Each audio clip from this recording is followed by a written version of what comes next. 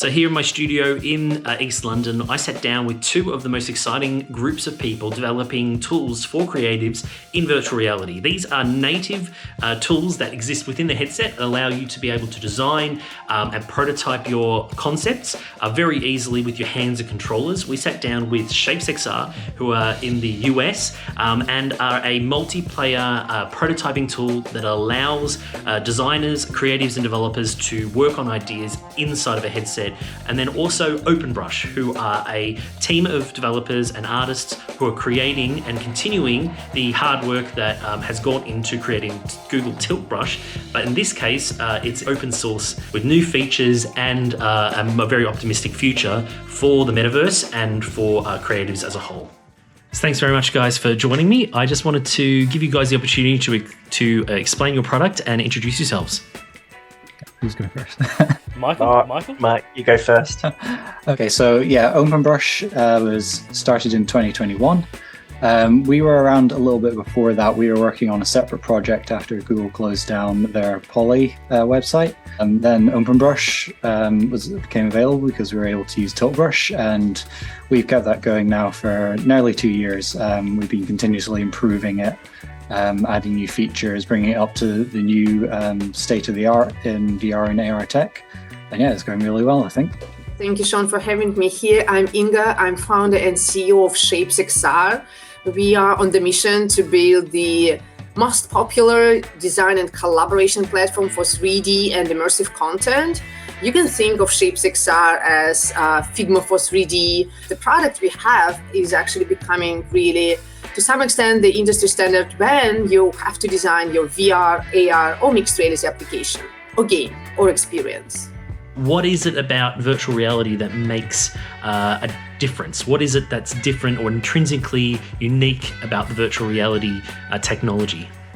So for the record, I'm more of a developer rather than a 3D creator, if you will. So when I try to understand Maya or 3ds Max or Blender, I really struggle to get my head around that tool set.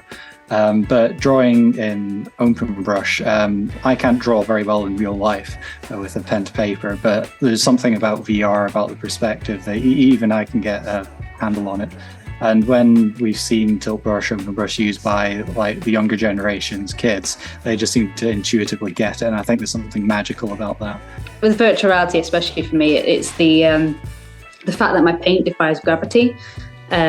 Just being able to paint in a world as the canvas and not be constrained to these four corners, which I was used to throughout all the rest of my art career.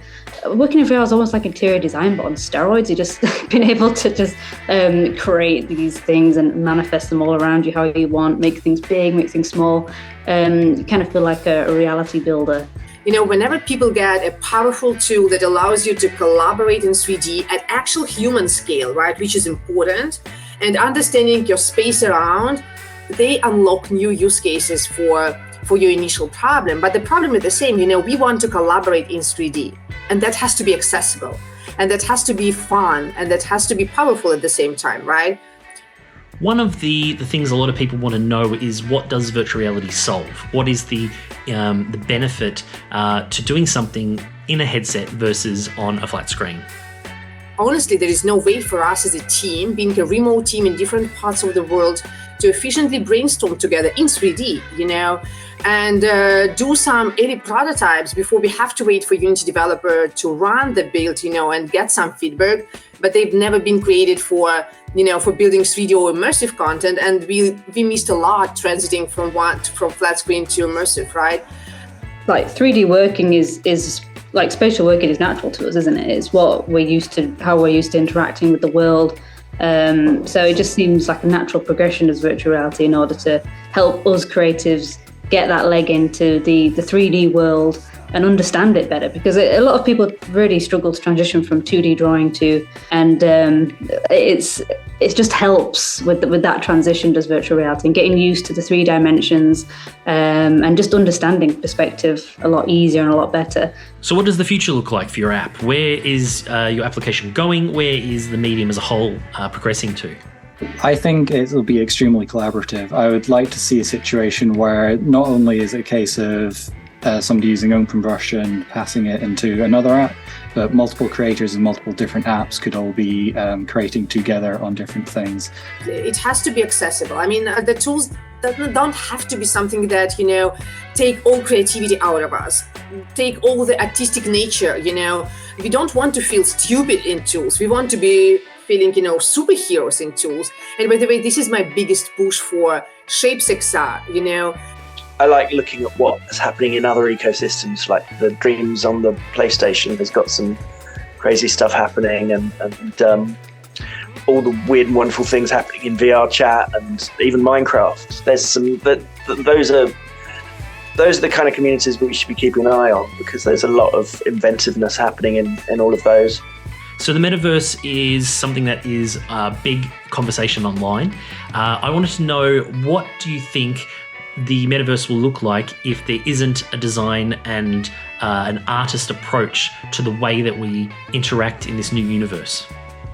So a metaverse without the design spirit and new generation of designers that can bring real magic and new generation of interactions probably will never happen, or never be what we expect it to be, right?